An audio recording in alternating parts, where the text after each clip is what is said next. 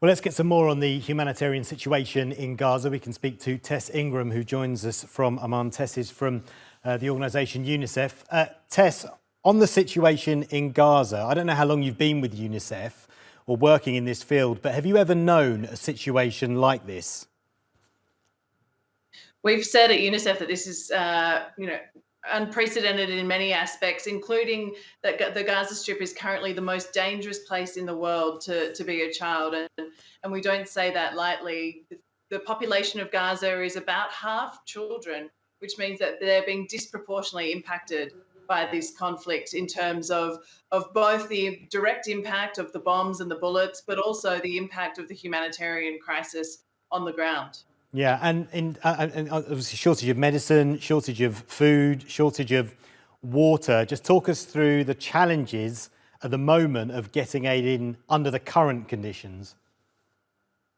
Well, we're talking about a continuing and very intense conflict, and it makes it incredibly difficult for us not only to get aid into the Gaza Strip, but then, of course, to distribute that aid across the Gaza Strip to the vulnerable children and families that need it.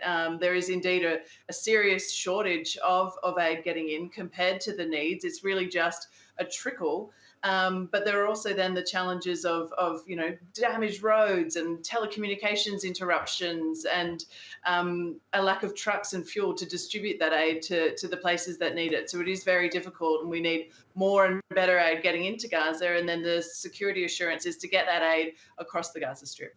Well, that's really interesting because we know that one of the potential, at least it's been reported, that one of the proposals as part of a ceasefire deal would be 500 trucks of aid allowed into Gaza.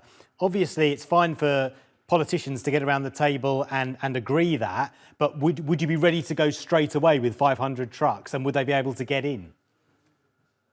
Well, we've been calling for months now for a ceasefire for this reason, so that we can have the safety that we need as a humanitarian aid agency to properly operate. At the moment, with the security situation the way that it is, it's incredibly difficult. So if there was a ceasefire and if aid access did improve to the extent where we could get 500 trucks in a day, we should hopefully be able to move, a good majority of those. But a lot would need to change and improve for us to do that, including the security situation, but also some of the logistics that I mentioned, like getting better access to trucks and fuel within the Strip.